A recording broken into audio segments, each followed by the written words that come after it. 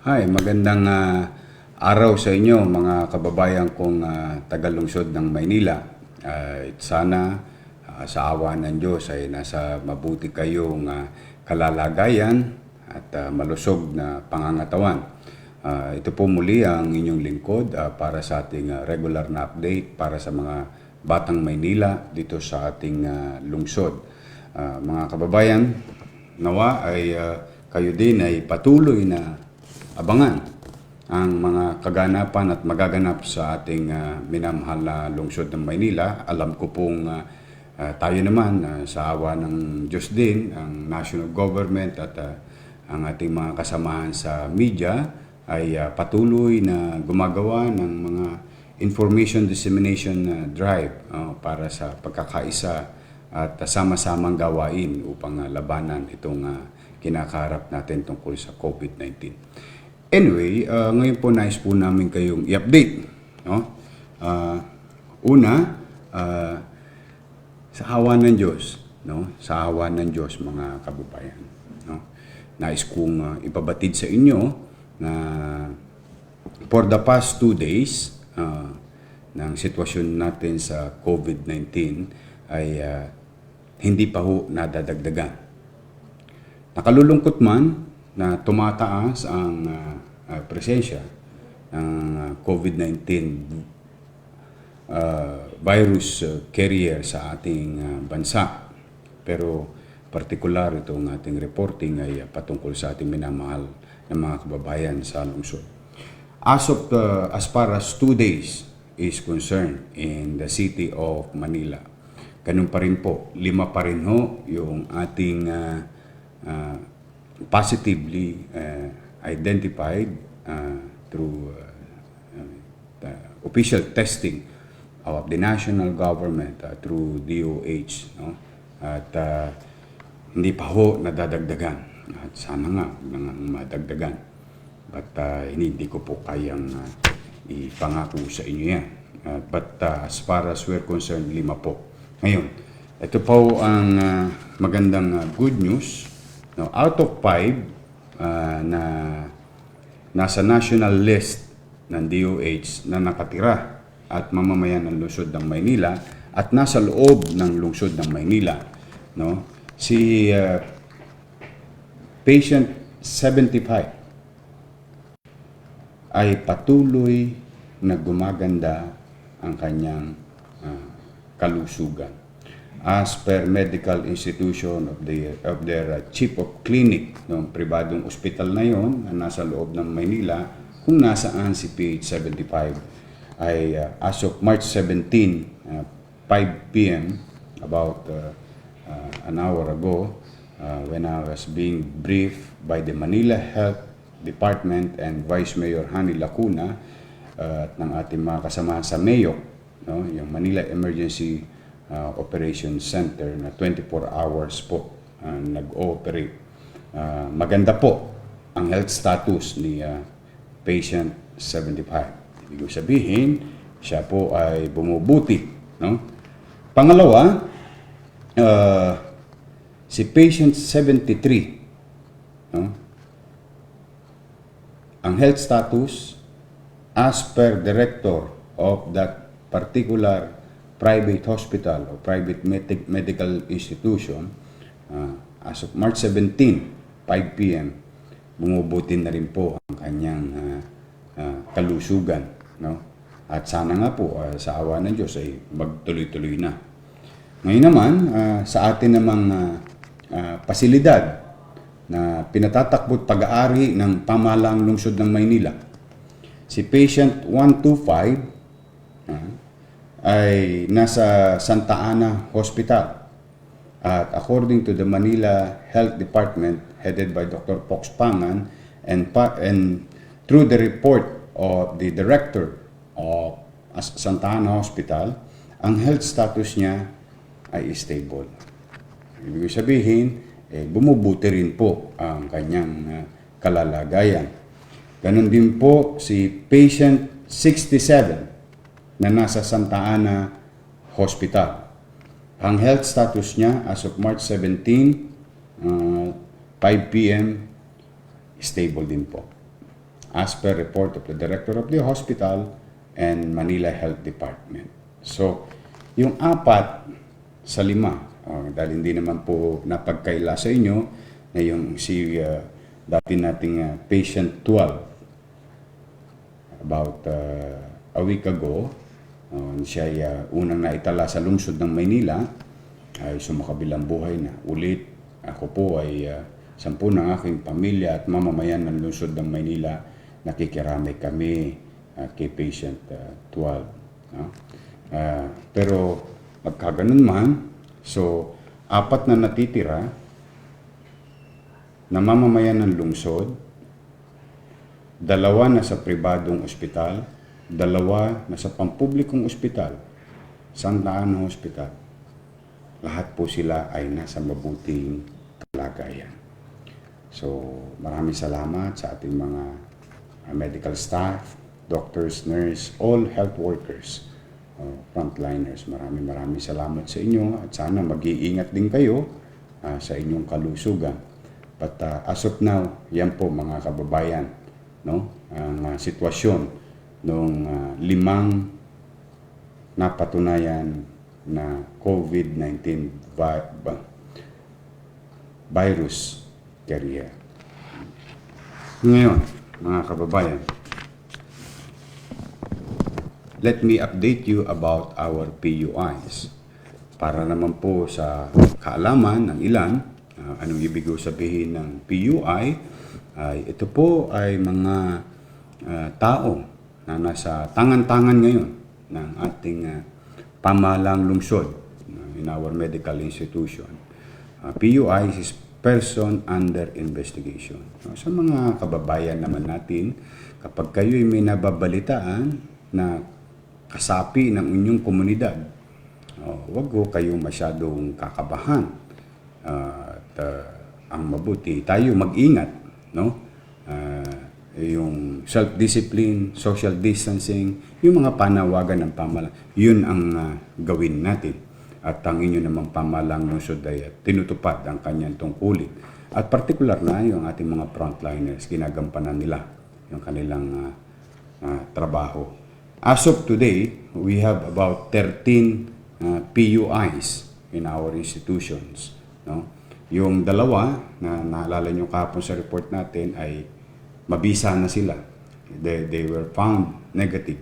Kaya nga ang panawagan ko sa ating mga kababayan, wag natin kakabahan, kakamuhian, o kukutsein yung mga kapitbahay natin na naging PUIs. In fact, the least thing that we can do is to support them by by doing some measures para sa ating komunidad. So far 13 po ang ating PUIs, and we are only waiting for the results of their tests. No? Katulad ng naganap doon sa 2, at I'm happy for the family of those two PUIs who turned out to be negative in the test of the COVID-19 presence in their body. So, yan po, no? Mga kababayan, so far, ang katayuan ng ating minamahal na lungsod patungkol sa ating sitwasyon sa Maynila. Ngayon, mga kababayan, paalala. Ako'y papaalala lang. Kagabi, in-implement na natin yung Ordinance 8616. Yun po yung curfew ordinance. No? At mga kababayan, nais kong gamitin ng pagkakataon na ito. No? Una, pasalamatan ko kayong mga mamamayan ko. Maraming salamat sa inyo sa pagtugon ninyo sa panawagan ng pamahalang lungsod. Maraming salamat. At nauunawaan ninyo ang bigat ng sitwasyon.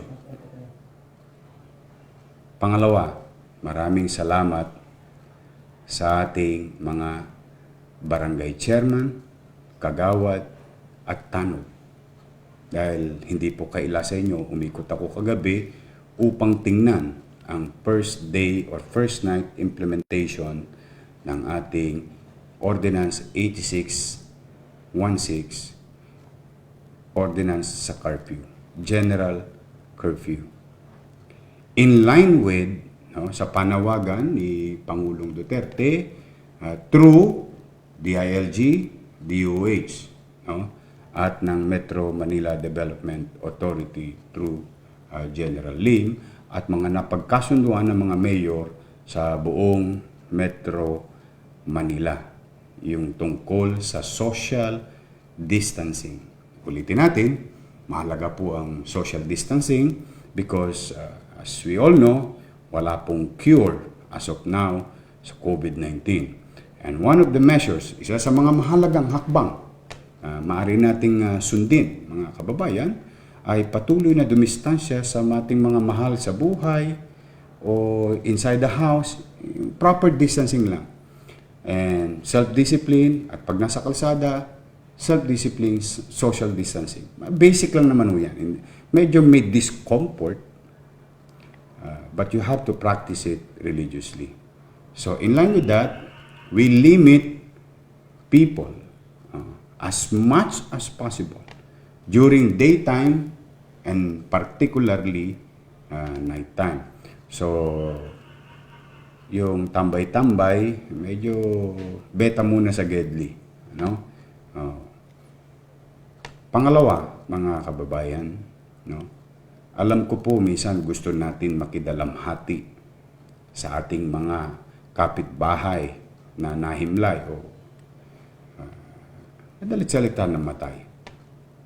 Napakagandang kultura, kostumbre nating mga Pilipino na bibisitahin natin ang ating kapitbahay na sumakabilang buhay na. Napakaganda po nun. Ako, Diyos ko.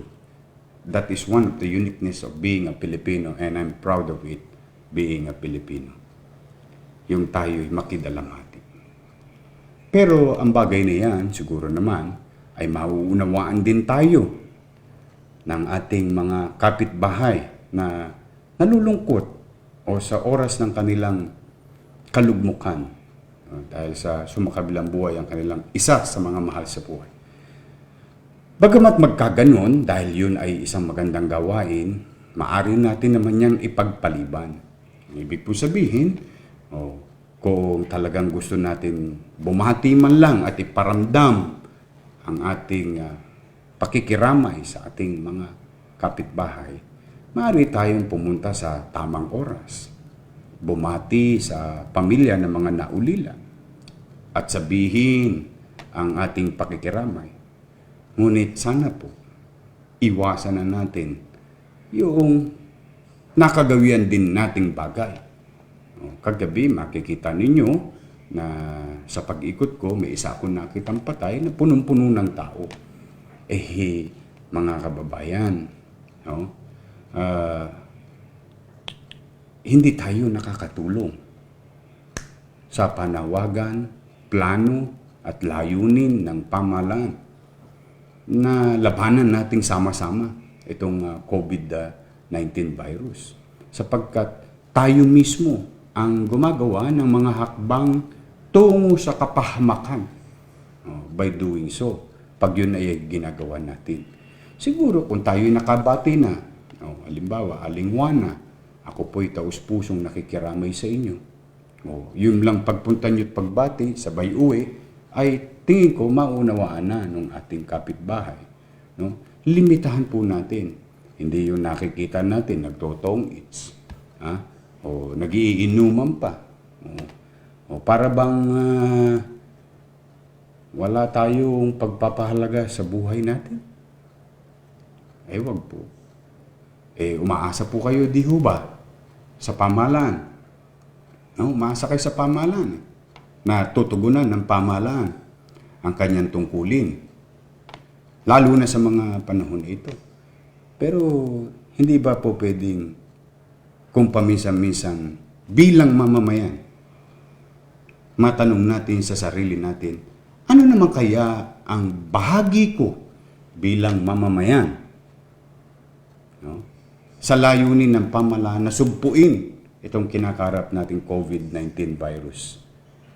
Iyan naman ang layunin mapabuti kayo at maproteksyonan ang inyong kalusugan. So, kailangan mga kababayan, kailangan tumulong tayo. Mahalaga po yun, yung pagtulong natin, yung pakikiisa natin. Okay? So, yung mga burol-burol, iwasan po ninyo. Medyo magdistansya, marami namang pamamaraan ng pakikiramay. No? So, ngayong gabi, ipatutupad gabi-gabi, at lalo na ngayong gabi, may curfew tayo. So, maraming salamat sa PNP, sa Philippine National Police, particular na sa MPD, Manila Police District, at kay General Balba, at 10 ng mga officers, men and women of the Manila Police District. Yung ating mga tanod, kagawad, secretary, treasurer, chairman, at pulis, para rin po silang doktor at member ng MDRRMO. Sila rin po ay frontliner. They are also exposed to danger. So, kung ganun ang katatayuan ng ating mga tagapagpatupad at bahagi ng pamahalaan, edi hindi ho ba? Mas magandang wag na natin silang bigyan ng sakit ng ulo. Sa kusang pakikinig natin, malaking bagay na po yan. So, sana po sumunod po tayo. Pagpapasensya nyo na, pagka kayo hindi nararapat sa gabi, sa loob ng Maynila, na nasa kalsada, no? Involuntarily, no? We will take care of you. No? Kung hindi ka nagbibigay ng pahalaga sa iyong sarili, pipilitin ng iyong pamahalaan na bigyan ka ng pahalaga at mailagay ka sa ayos, pansamantala. Pero ito po yan, paalala mga kababayan ito puro ako paalala lang. Halimbawa lang, ikay nahuli in violating o na nilalabag mo yung Ordinance 8616, kailangan po kayong isumiti sa korte dahil kayo may binayolate na batas. Para naman ito naman, pwede naman piyansahan ito. Pero may problema. Pag nahuli o kayo violating the law, for the meantime, kahit na yung binayolate nyo, pwede magpiyansa. Kahit na kung gaano kayo karaming pera, baliwala po ang pera ninyo. Kasi wala pong korte ngayon. So, kung halimbawa, dapat makapagpiyansa kayo in violation of such law, dapat makalabas kayo agad. Hindi po. Hanggat ganito ang sitwasyon, kung 30 days to, 30 days ka nasa hoyo, baliwala ang pera mo. So, mahigpit po. Batas, may penalty. Dapat tutup din natin. Anong layunin ng batas? Pangangalaga sa inyo. Pangangalaga sa mga mahal nyo sa buhay. Pinatutupad po yan, ang mga tanod lamang, kagawad, secretary, treasurer, chairman, police, ang magpapatupad po niyan sa ating mga komunidad. Okay?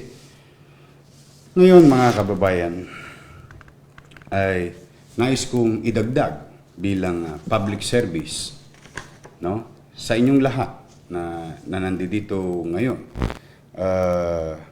Nais ko lamang, as of today, kasi po, kailangan tayo maging updated. As of today, ito po ang mga listahan. Alam ko magugutom mo kayo. Pwede naman magpa-deliver. At nasa screen ninyo, ilalabas po natin. I hope you can share it, this data. Mga delivery hotlines na nag-ooperate ngayon sa loob ng lungsod ng Maynila. As of March 17. Baka bukas mag-iba ho. Basta susunod tayo lagi sa anunsyo ng national government. At ngayon nga po, gusto namin ipabatid sa inyo, nagmi-meeting ang IATF or Interagency Task Force for COVID-19. No? Hihintayin natin ang anunsyo nila. But for the meantime, itong mga nasa screen ninyo, please save it. And kung sakaling magugutom kayo, para hindi na kayo lalabas sa alanganing oras. No? O, katulad halimbawa, Jollibee.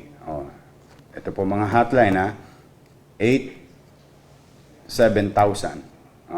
Limited delivery. Ayan, importante po ito, alam nyo. McDonald's, 86236. Limited delivery. Burger King, 22222.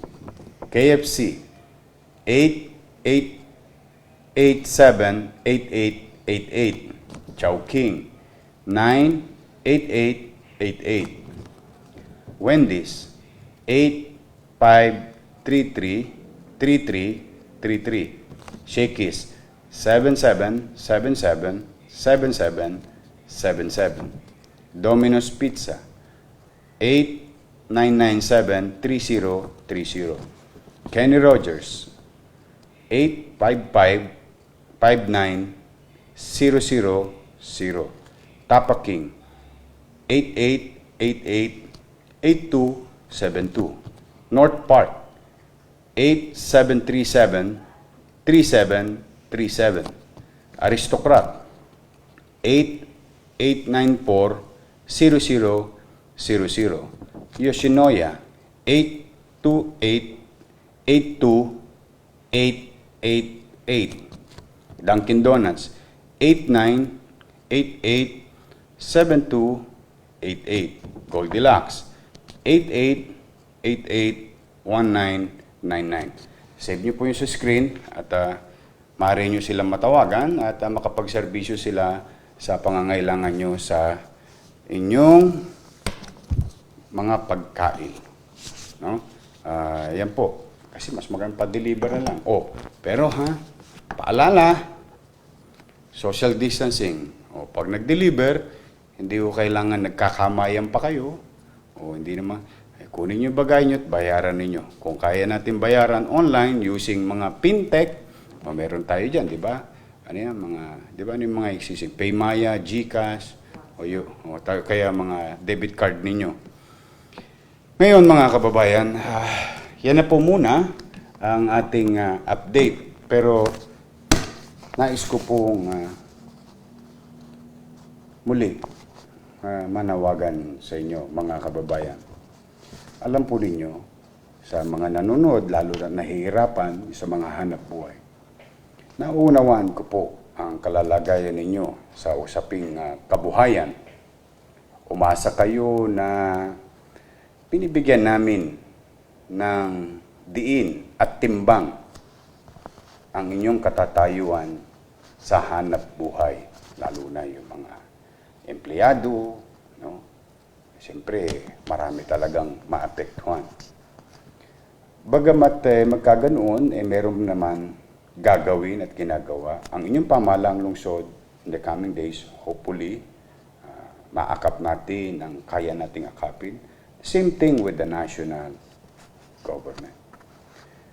Ngunit, buong kababaang loob, mga kababayan, nakita nyo naman, so far, hindi po lumalago ng gusto sa Maynila. Pero hindi pa rin garantiya yung mga aksyon na ginagawa natin at ng national government. We can fail and fail and fail, but we will not stop until tayo naman makahanap ng solusyon at mapagtagumpayan natin itong mga bagay na ito. Kaya ako'y nakikiusap sa inyo, mga kababayan. Kabuhayan o kalusugan. Tulungan ninyo kami na unahin ang inyong kaligtasan at kalusugan, mga kababayan. Para meron sa kabubuti ng inyong mga mahal sa buhay. Di ho ba kaya tayo iniraraos natin ang ating sarili dahil mahal natin ang ating mga anak, mga magulang, o mga miyembro ng ating pamilya. Baliwala lahat yan. Kapag tayo ang naging dahilan na magdala ng sakit sa loob ng bahay natin. Kaya, lagi natin tatanungin, kabuhayan, o kalusugan at kaligtasan. Timbangin ninyo. Now, if you're in doubt at hindi nyo kayang timbangin, stay home. That's the best solution to your question or answer to your question. Nananawagan ako sa inyo na kailangan lang nating magsakripisyo ng kaunti pansamantala. Dahil yung sakripisyo naman na yan, no? Without sacrifices, there's no victory.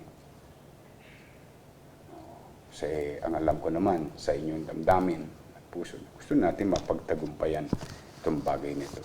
Kaya ang pakiusap ko lang kapag merong konting discomfort or kakaibang nangyayari, iwasan natin yung mga pagtatalo. Diba? Iwasan natin yung mga dahilan. No? Unahin muna natin. Ano ang dapat unahin? Buhay ay mahalaga. Ang kabuhayan, maaring mawala, pansamantala. Maaari rin natin mabawi. Pero ang buhay, pag nawala, hindi na po natin yan maibabalik. Kaya sana po, kung gusto nyong mapagtagumpayan natin ito, ako po ay umaasa sa inyo. Sama-sama natin. Tayo po. Gawin natin sama-sama ang pakikinig, pagkakaisa, at higit sa lahat, pagmamalasakit sa kapwa. Yan sana ang umiral sa panahon ngayon para sama-sama natin mapagtugunan ang suliranin, mapagtagumpayan ang kinakaharap natin dito sa Maynila, dito sa bansa, at sa buong mundo. So hanggang dito na lamang po muli, mga kababayan, at isang mukhang magandang araw para sa kalalagayan ng lungsod ng Maynila sa ngayon. At patuloy niyong abatan itong ating broadcast at dito man lamang maabot namin kayo. At huwag niyong kalimutan, para mas madali namin kayo maabot immediately for our some announcement, you continue to sign up with cityofmanila.ph. Okay, ulitin natin, no? www.cityofmanila.ph. No? Mag-sign up lang ho kayo dyan. Fill up yung mga bagay na dapat fill upan. Please. Especially your cellphone numbers. Mahalaga po yun. Magamit natin ng syudad sa sitwasyon ngayon. At magagamit din natin yan. Sinisigurado ko sa inyo sa kalaunan na mapapabuti ang pagpapatakbo ng pamahalang lungsod.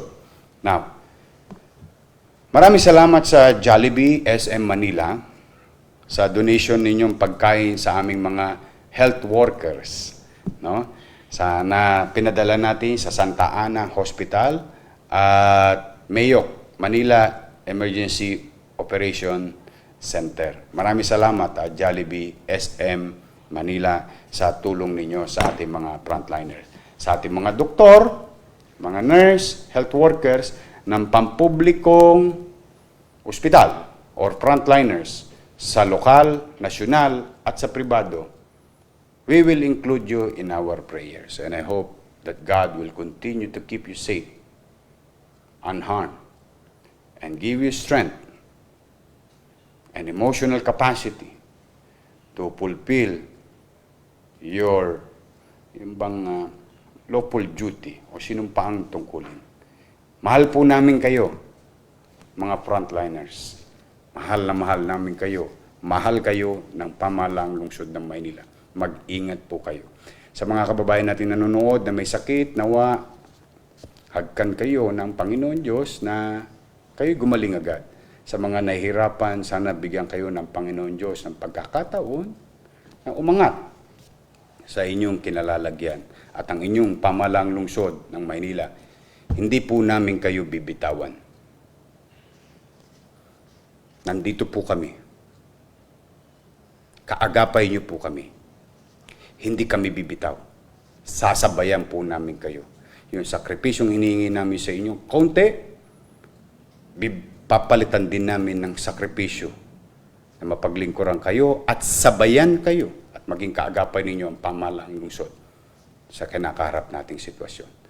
So, muli po, pagpalain nawa kayo ng poong may kapal at lagi ko sinasabi, walang magmamalasakit sa ating mga batang Maynila, kundi tayo rin kapwa batang Maynila.